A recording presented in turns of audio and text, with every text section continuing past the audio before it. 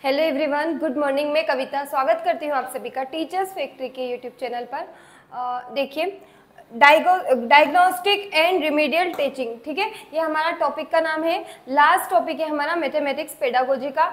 आज हम इसको करके पूरी मैथमेटिक्स कंप्लीट कर लेंगे। देखिए क्या होता है diagnostic and remedial teaching. Diagnostic मतलब निदानात्मक, रिमीडियल यानी उपचार, ठीक है, उपचारात्मक शिक्षण जो होता है, ठीक है। तो निदानात्मक और उपचारात्मक शिक्षण देखिए क्या है। जिस प्रकार एक डॉक्टर किसी रोगी को दवा देने से पहले उसकी बीमारी की प्रकृति, प्रकार और सीमा जानने के लिए उसका निदान करता है, ठीक है। जैसे ही हम बीमार होते हैं तो हम डॉक्टर के पास जाते हैं, ठीक है। तो सबसे पहले डॉक्टर क्या करेंगे, सबसे पहले हमें चेक करेंगे कि हमें क्या बीमारी है, पेट दर्द हो रहा है, सर दर्द हो रहा है, क्या हो रहा है, ठीक है। उसके बाद ही कुछ प्रिस्क्रिप्शन देंगे। तो डायरेक्ट तो हमें इंजेक्शन नहीं लगा देंगे, टेबलेट दे देंगे, उसके बाद चेक करेंगे, ऐसा तो नहीं होगा, ठीक है।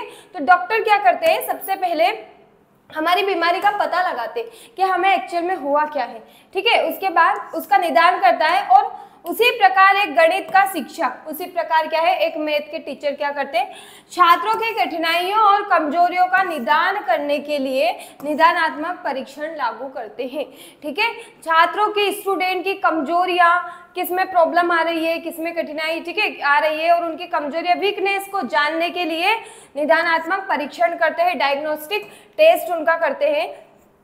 इस परीक्षण के माध्यम से एक या अधिक प्रकार के गणित से युक्त शिक्षण सामग्री में छात्रों की कमजोरियों और कठिनाइयों का निदान किया जाता है।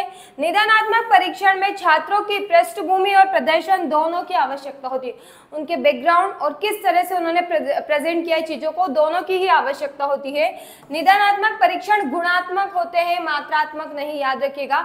एग्जाम में क्वेश्चन बनता है निदानात्मक परीक्षण कैसे होते हैं, गुणात्मक होते हैं, मात्रात्मक नहीं होते, याद रखिएगा, ठीक है। देखिए साफ बात क्या है, हम डॉक्टर के पास जाते हैं, सबसे पहले वो हमें चेक करेंगे, उसके बाद उसका मतलब जो भी बीमारी है उसका उपचार करेंगे, साफ बात है, ठीक है।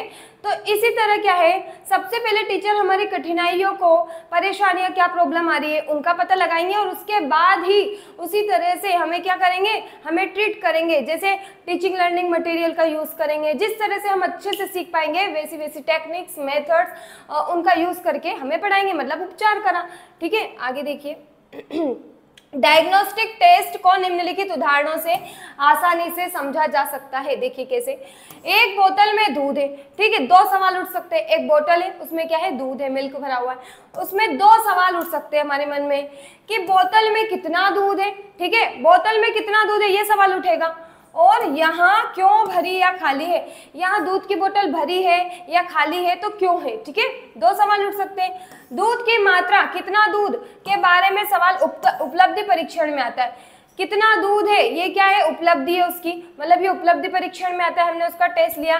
जबकि गुणवत्ता के बारे में, अगर हमें उसकी गुणवत्ता के बारे में जानना है, और जो डायग्नोस्टिक टेस्ट होता है गुणवत्ता, गुणात्मक होता है, गुणवत्ता के बारे में जानते हैं, ठीक है, याद रखिएगा, मात्रात्मक नहीं होता, उसकी क्वांटिटी के बारे में नहीं जानते हम, ठीक है। जबकि गुणात्मकता के बारे में, बोतल खाली क्यों है, अगर हमने ये सोचा है कि बोतल खाली क्यों है, तो ये कौन सा टेस्ट हुआ, उसका निदानात्मक, ठीक है, यह निदान परीक्षण में आता है, ठीक है। एक बोतल है, दूध से भरी हुई है, तो कितनी भरी हुई है, ये क्वेश्चन अगर हमारे मन में आता है तो ये कैसा क्वेश्चन हुआ, ये क्वेश्चन हुआ हमारा उपलब्धि परीक्षण, ठीक है। और ये भरी क्यों है, ये खाली क्यों है, इस टाइप का जब क्वेश्चन हमारे मन में आता है तो वो कैसा क्वेश्चन हुआ, डायग्नोस्टिक या फिर निदानात्मक। इसलिए निम्नलिखित उदाहरणों से एक आसान समझ बनाई जा सकती है हमारे मन में, ठीक है, कि निदान परीक्षण गुणात्मक होते हैं। क्या समझ बनाई जा सकती है कि जो निदानात्मक परीक्षण होते हैं, डायग्नोस्टिक टेस्ट होते हैं, वो गुणात्मक होते हैं, ना कि मात्रात्मक, ठीक है, गुणात्मक होते हैं, मात्रात्मक नहीं होते। यह सीखने में विद्यार्थियों की ताकत और कमजोरियों की एक तस्वीर प्रदान करने का काम करता है। यहाँ हमारे सीखने में जो भी हमारी ताकत है, ठीक है, स्ट्रॉन्ग पॉइंट, जो भी वीक पॉइंट है, उनकी क्या करता है, एक इमेज हमें इमेज की तरह काम करता है। आगे देखिए पैसा फास्ट ट्रैक रिवीजन बैच, आप इसे ज्वाइन कर सकते हैं। ग्राम सेवक, आरोग्य सेवक, सेविका, आंगनवाड़ी पर्यवेक्षिका 700 रुपये में मात्र आपको मिलने वाली है। प्रीवियस ईयर क्वेश्चन इसमें करवाए जाएंगे विद एनालिसिस, सभी सब्जेक्ट के recorded lecture, live lecture, test series, e book, एक वीडियो आप अनलिमिटेड टाइम देख सकते हैं, सब कुछ अवेलेबल है। और इसकी टेस्ट सीरीज भी आपको मात्र 100 रुपये में मिलने वाली है, तो आप इसे ज्वाइन कर सकते हैं। ग्राम सेवक, आरोग्य सेवक, सेविका, ठीक है, 1 ईयर वैलिडिटी, अनलिमिटेड अटेम्प्ट, और एग्जाम्स के पैटर्न के अनुसार इसमें टेस्ट लिए गए हैं, तो आप इसको ज्वाइन कर सकते हैं। देखिए डायग्नोस्टिक टेस्ट के टाइप, अब इनके हम टेस्ट के प्रकार देखेंगे। नैदानिक परीक्षणों को मुख्यतः 2 श्रेणियों में वर्गीकृत किया जाता है। 2 श्रेणी होती है, 2 टाइप के, शिक्षा निदान परीक्षण, शारीरिक निदान परीक्षण। शिक्षा निदान परीक्षण और शारीरिक निदान परीक्षण 2 टाइप है। देखिए शैक्षिक निदान परीक्षण में क्या आएगा, शिक्षा के अध्ययन विषय से संबंधित होता है, ठीक है, कोई भी हम एजुकेशन ले रहे हैं उसके सब्जेक्ट से संबंधित होता है। ये परीक्षण कक्षा के स्तर के अनुसार विषय वस्तु की अव्यवस्था का निदान करते हैं, ठीक है, जैसे कक्षा का लेवल है उसके अनुसार ही हमारा जो विषय वस्तु है उसकी अव्यवस्था का निदान करते हैं। अगर वो अरेंज नहीं है ठीक से तो उसका निदान करते हैं, पता लगाते हैं। दूसरी ओर शारीरिक या नैदानिक निदान क्या होता है, उम्र से संबंधित, जैसे कि उनकी एज क्या है, उसके संबंधित उनकी श्रवण शक्ति क्या होनी चाहिए, दृष्टि और अन्य चीजों से संबंधित है, कितना समझना चाहिए चीजों को उनकी, ठीक है, श्रवण शक्ति, ये सब इससे संबंधित है। जो बच्चे के सीखने के दौरान बाधा उत्पन्न करती है, अगर उनकी श्रवण शक्ति वीक है, दृष्टि वीक है, ठीक है,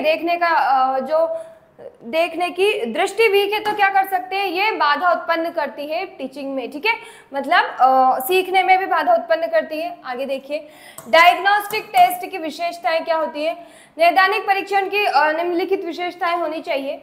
देखिए यहाँ किसी विषय वस्तु को सीखने में बच्चे की कमजोरियों या कमी का पता लगाता है, ठीक है, कोई भी सब्जेक्ट, कुछ भी विषय वस्तु को सीखने में क्या कमजोरी आ रही है उसका पता लगेगा किससे, डायग्नोस्टिक टेस्ट से, ठीक है। यहाँ गुणात्मक होता है, ये मात्रात्मक नहीं होता, ये भी इसकी विशेषता होती है, ठीक है।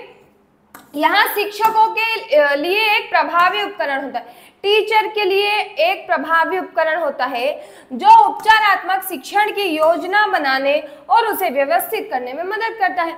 अब हमें निदान पता चलेगा बच्चों की कहाँ कमजोरी आ रही है, तो फिर हम उसका उपचार कर पाएंगे, डॉक्टर को बीमारी का पता लगेगा तब वो उसे क्या कर पाएंगे, ट्रीट कर पाएंगे, वैसे टाइप के उन्हें टेबलेट दे पाएंगे, इंजेक्शन लगा पाएंगे, जो भी उसका उपचार होगा वो करेंगे, तो बीमारी का पता लगेगा तब करेंगे। इसी तरह अगर उन्हें कमजोरियों का पता लगेगा टीचर को, उसी तरह से वो उपचार कर पाएंगे, बच्चों को किस टाइप से समझने में दिक्कत आ रही है तो वो नई नई मेथड का यूज करके उस चीज को सिखा पाएंगे, ठीक है, उनकी योजना बना पाएंगे, बनाने में और व्यवस्थित करने में हेल्प करता है।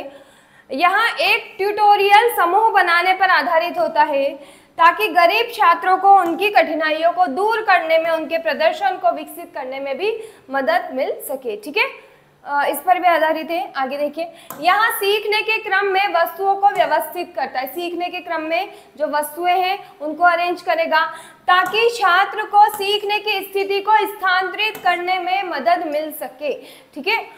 यहाँ केवल वस्तुनिष्ठ प्रकार के परीक्षण अपनाता है, वस्तुनिष्ठ, ठीक है, जो ऑप्शनल होते हैं जिनके एक लाइन में हम आंसर देते हैं उस प्रकार के परीक्षण ही अपनाता है, टेस्ट लिए जाते हैं। यहाँ सभी कमाई और शिक्षण बिंदुओं पर पूरी तरह से जोर देता है।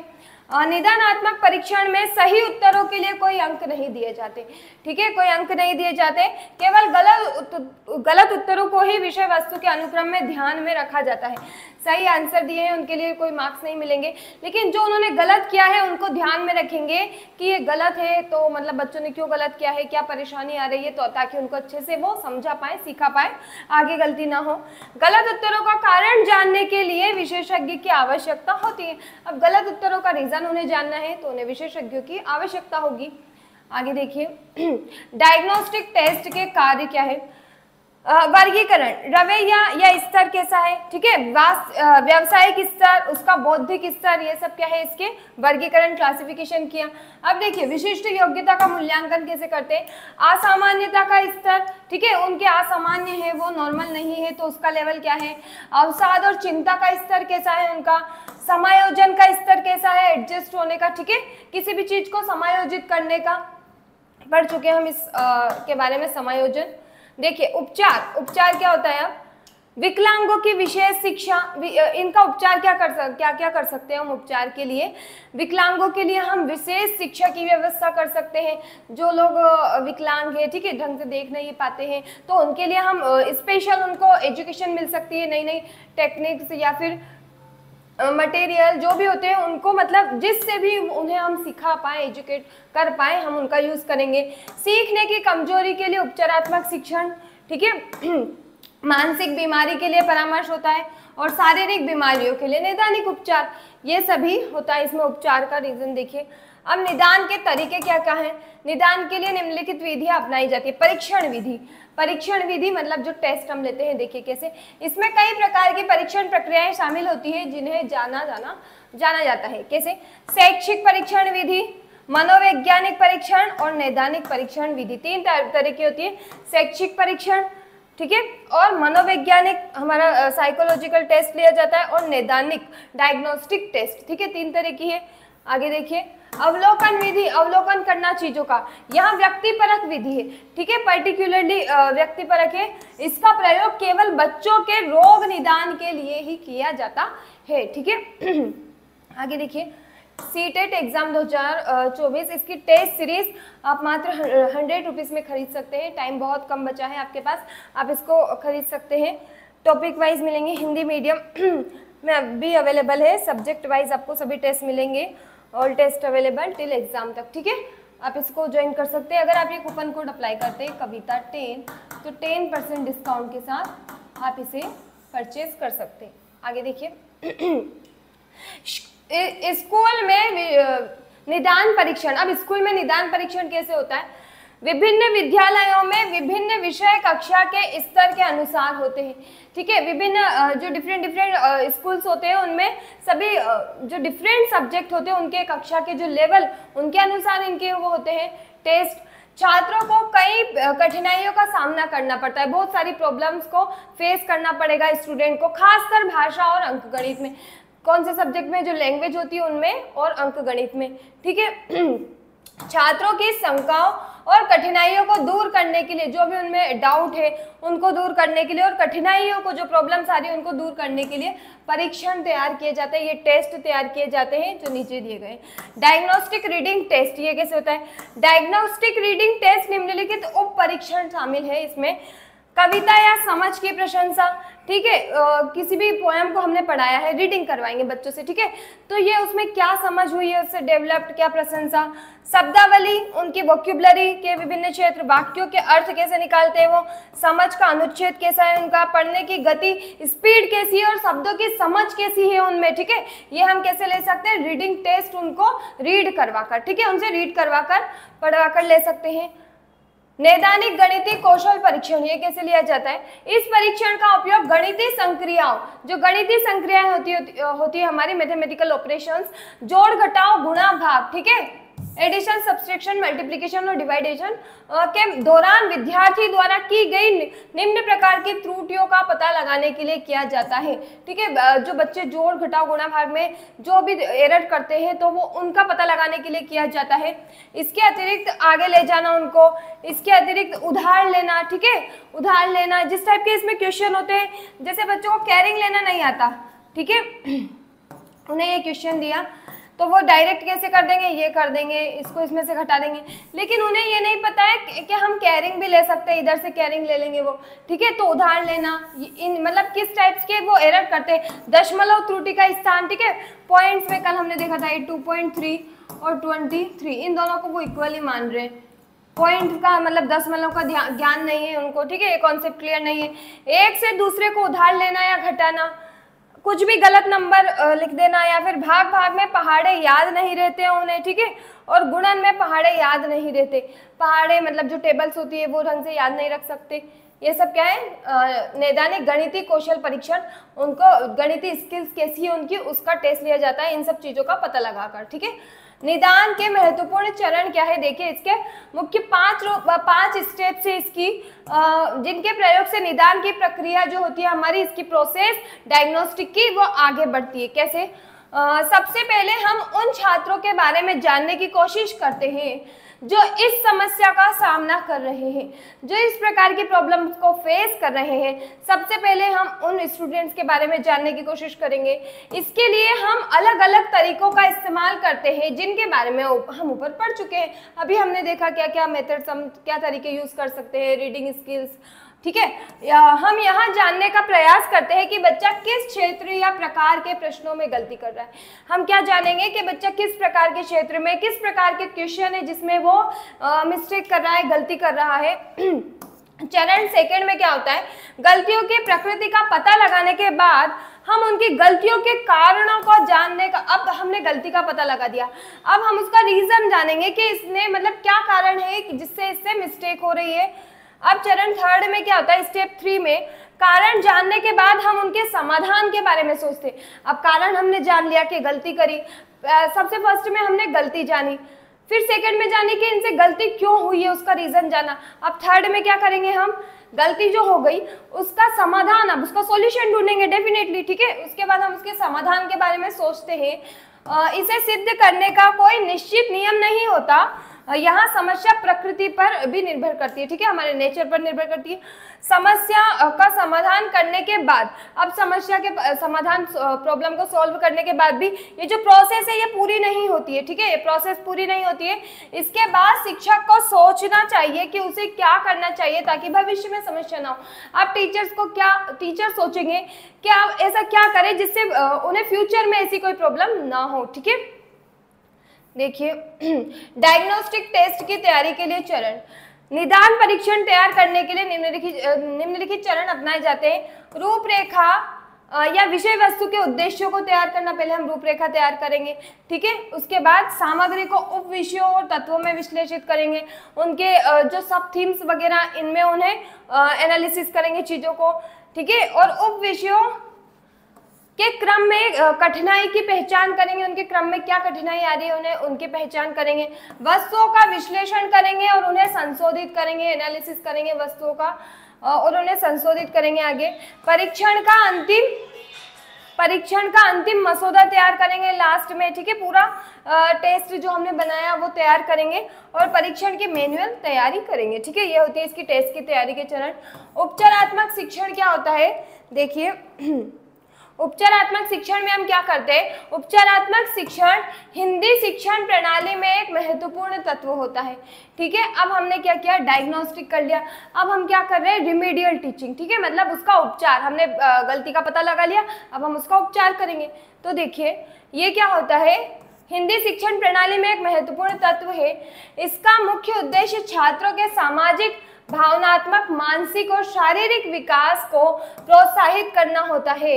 यहाँ शिक्षा प्रदान करने का एक विशेष तरीका होता है जिसमें छात्रों को स्वयं सहायता और संचालन कौशल प्राप्त करने के भी अवसर मिलते हैं, ठीक है। उपचारात्मक शिक्षण की प्रणाली में छात्रों के मनोवैज्ञानिक विकास को महत्व दिया जाता है। उपचारात्मक में मनोवैज्ञानिक मतलब बच्चे क्या करें, साइकोलॉजिस्ट, इसके डेवलपमेंट, ये उनका माइंड इस तरह से डेवलप्ड हो, उसमें महत्व ज़्यादा दिया जाता है।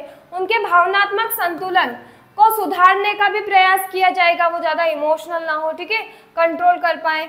इसके लिए विभिन्न शिक्षणीय संगठनात्मक गतिविधि, उदाहरण गतिविधियां, रचनात्मक प्रक्रियाएं, समाधान निर्माण, समस्या हल करने के उपायों का उपयोग किया जाता है।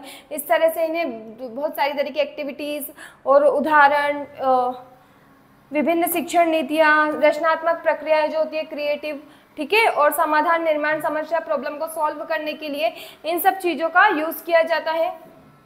उपचारात्मक शिक्षण के महत्व देखिए, भाषा में शैक्षणिक निदान व उपचार का महत्वपूर्ण स्थान होता है। अब लैंग्वेज में क्या होता है, शैक्षणिक निदान मतलब डायग्नोस्टिक टेस्ट और रिमीडियल दोनों का ही बहुत महत्वपूर्ण स्थान होता है। इसकी उपेक्षा करने से न केवल भाषा शिक्षा अपितु पूरी शिक्षा व्यवस्था पर बहुत बुरा प्रभाव पड़ता है। अगर हम इसकी उपेक्षा करेंगे, इसको ध्यान नहीं रखेंगे तो क्या होगा, ना केवल शिक्षा व्यवस्था, भाषा शिक्षा, बल्कि पूरी ही जो भी उसकी एजुकेशन की पूरी व्यवस्था है उस पर भी बुरा प्रभाव पड़ेगा अगर इस पर ध्यान नहीं दिया जाएगा। तो भाषा शिक्षण में दुष्प्रभाव से बचने के लिए शैक्षणिक निदान एवं उपचार पर विशेष विशेष ध्यान देने की आवश्यकता होती है हमें, ठीक है। अब हमें क्या करना है, इससे बचना है, इसके दुष्प्रभाव जो पड़ते हैं उससे बचना है। तो शैक्षणिक निदान और उपचारात्मक मतलब डायग्नोस्टिक और रिमेडियल टीचिंग पर विशेष बहुत ही हमें ध्यान देना पड़ेगा, इसकी बहुत ज़्यादा आवश्यकता है, ठीक है। उपचारात्मक शिक्षण से विद्यार्थी अपनी अशुद्धियों को समझने लगते हैं, जो भी वह अशुद्धियां करते हैं उनको समझेंगे, ठीक है, तथा भविष्य में उनके प्रति सावधान हो जाएंगे ताकि फ्यूचर में उनसे ये गलती ना हो, उसके लिए पहले से ही वो अलर्ट हो जाएंगे, ठीक है। इससे अध्यापक मतलब जो टीचर है विद्यार्थियों के दोषों का ज्ञान प्राप्त करके उन्हें सुधारने के लिए प्रयत्नशील होंगे। जो विद्यार्थी जो स्टूडेंट्स है क्या गलती कर रहे हैं, उनके क्या दोष है, उनको ज्ञान प्राप्त कर लिया, उन्हें को पता लग गया क्या कठिनाई आ रही है, क्या प्रॉब्लम है, उसके बाद उन्हें इम्प्रूवमेंट करेंगे उसमें, ठीक है, तो वो उन्हें सुधारेंगे। इससे शिक्षकों को भी अपनी त्रुटियों का ज्ञान होता है। टीचर ने भी मैं भी कुछ ऐसी मेथड पढ़ाई होगी जिससे बच्चों को समझ में नहीं आया, तो उनको भी उनने क्या गलती करी उसका भी ज्ञान होगा टीचर को भी, और उन त्रुटियों को दूर करके वे अपने शिक्षण को प्रभावशाली बनाने का प्रयास करते हैं, और जो भी उन्होंने त्रुटियां करी, एरर्स करी है, उनको दूर कर सकते हैं और अपनी जो स्टडी जो वो पढ़ाते हैं, शिक्षण है, एजुकेशन, उसको बिल्कुल इफेक्टिव बना सकते हैं, ठीक है। इससे विद्यार्थियों की विभिन्न कठिनाइयाँ जैसे मानसिक, बौद्धिक, संवेगात्मक, सामाजिक कठिनाई, शारीरिक आदि, ये सब जो कठिनाइयाँ आती है इनको दूर करने में हेल्प मिलती है, सहायता मिलती है, ठीक है।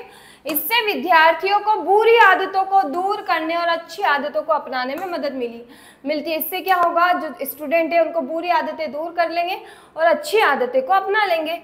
उपचारात्मक शिक्षण से विद्यार्थियों को हीन भावना से बचाकर उनमें आत्मविश्वास विकसित किया जाता है, ठीक है। जो हीन भावना होती है लोगों की, उनसे बचाकर हम क्या कर सकते हैं, उनमें सेल्फ कॉन्फिडेंट बना सकते हैं, उनमें डेवलप्ड किया जा सकता है ये।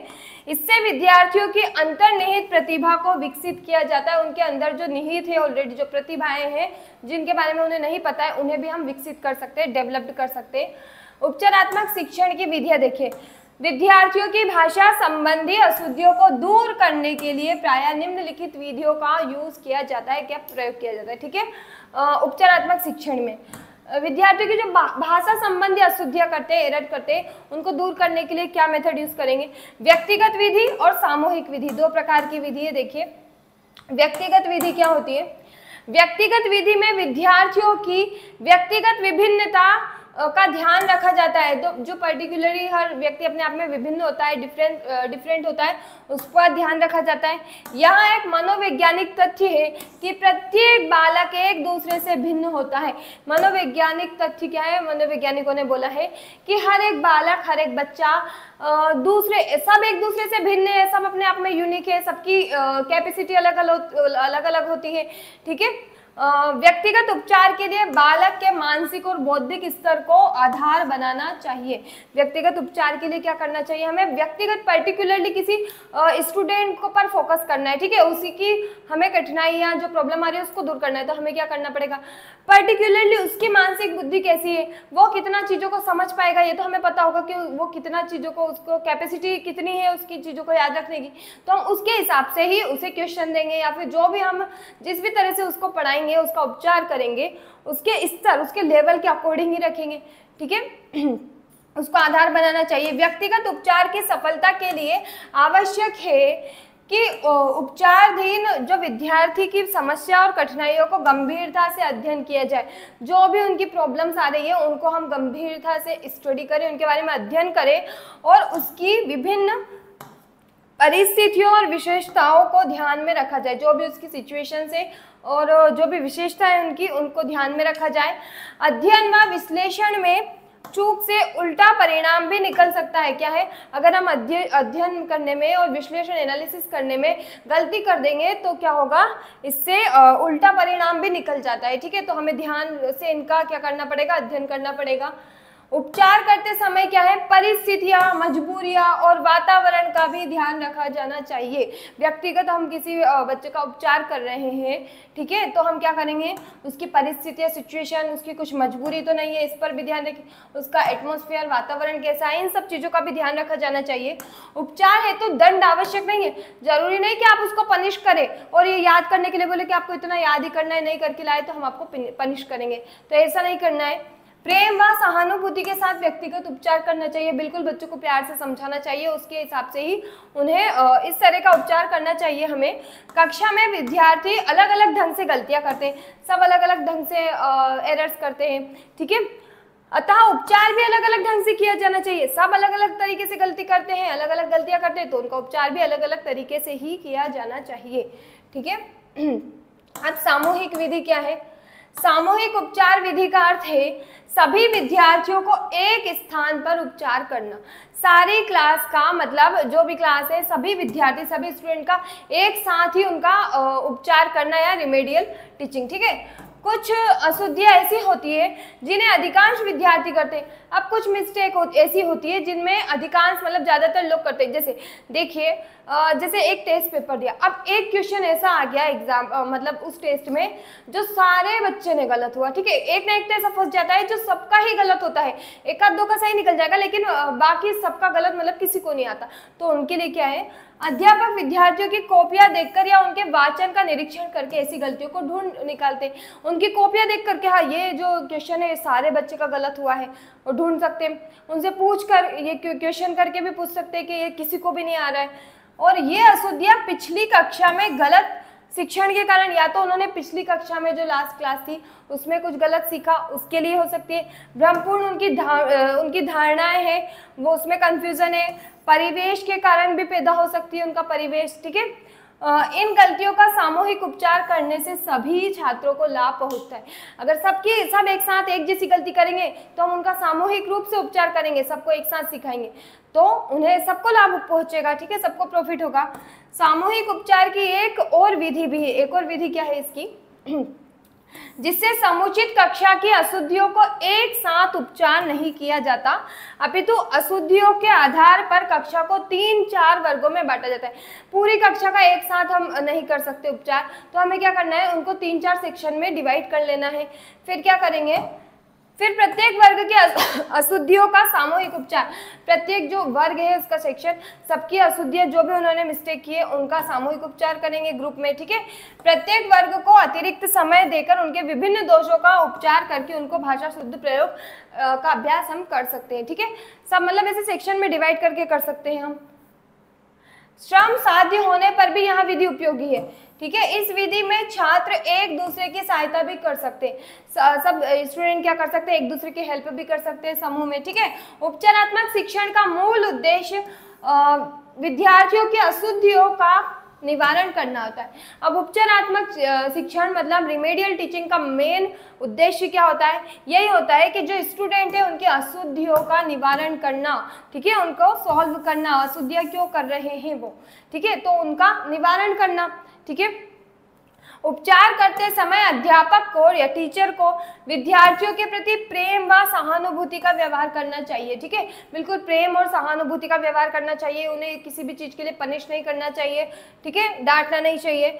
विद्यार्थियों को प्रेरित व प्रोत्साहित करते रहना चाहिए, उन्हें प्रोत्साहित करते रहे, उन्हें इंकरेज करते रहे, ठीक है। कठिनाइयां दूर होते ही विद्यार्थियों की प्रगति आरंभ हो जाती है। अब जब उनकी कठिनाइयां दूर हो गई, प्रॉब्लम दूर हो गई, तो उनकी प्रगति जो प्रोग्रेस है वहीं से स्टार्ट हो जाती है, ठीक है। देखिए तो क्या होता है हमारा remedial diagnostic and remedial teaching. Diagnostic में क्या होता है, हम चीज़ों का जो भी प्रॉब्लम्स आ रही है, कठिनाइयाँ आती है किसी भी चीज़ को सीखने में, तो हम क्या करते हैं उसका पता लगाते हैं। डायग्नोस्टिक मतलब निदान, हमने पता लगाया। और उपचारात्मक रिमीडियल में क्या किया, अब कठिनाइयाँ हमें पता लगी, उसके बाद हमने उसका उपचार किया। जैसे एक डॉक्टर करते हैं, हम पेशेंट को लेकर डॉक्टर के पास जाते हैं तो सबसे पहले वो उन्हें चेक करेंगे कि इन्हें क्या प्रॉब्लम है, ठीक है, उसके अकॉर्डिंग ही फिर उनका उपचार करेंगे, मतलब उन्हें इंजेक्शन की जरूरत होगी तो इंजेक्शन लगाएंगे, टैबलेट्स वगैरह से काम चल जाएगा तो टैबलेट्स वगैरह दे देंगे। तो पहले निदान किया फिर उपचार किया, ठीक है। तो इसी तरह से ये टीचर भी करते हैं, पहले उनकी कमजोरियों का पता लगाते हैं फिर उनका उपचार करते हैं कि इनको कैसी हम मेथड से क्या पढ़ाएं, किस तरह से पढ़ाएं जिससे कि इनका उपचार हो जाए, मतलब ये इनको सॉल्यूशन मिल जाए उस चीज़ का। और हम टीचिंग लर्निंग मटेरियल बहुत सारी चीज़ों का यूज़ करके उनका उपचार कर सकते हैं, ठीक है। देखिए ये नई बैच स्टार्ट हुई है, पुलिस भर्ती, DMER बैच, नर्सिंग ऑफिसर, सरल सेवा, सेटनेट एग्जाम, शिक्षक पात्रता परीक्षा, आरोग्य सेवक सेविका, फॉरेंसिक बैच, आंगनवाड़ी पर्यवेक्षिका, departmental PSI, ZP fast track revision batch. आप इसे ज्वाइन कर सकते हैं अगर आप ये कूपन कोड अप्लाई करते हैं कविता 10, तो 10% डिस्काउंट के साथ किसी भी बैच में ज्वाइन कर सकते हैं, किसी भी कोई भी नोट्स आप परचेस कर सकते हैं या फिर कोई भी टेस्ट सीरीज भी खरीद सकते हैं, ठीक है। Thank you so much everyone. हमारा ये चैप्टर मतलब मैथ पूरी तरह से खत्म हो चुकी है, इसका हम जो भी क्वेश्चन है वो भी हम ले लेंगे मिक्सअप में, ठीक है। मैथ की पेडागोजी भी जो बची थी हमारी पूरी तरह से कंप्लीट हो चुकी है। Thank you so much. Please video को लाइक, चैनल को सब्सक्राइब करना ना भूलें। Thank you very much.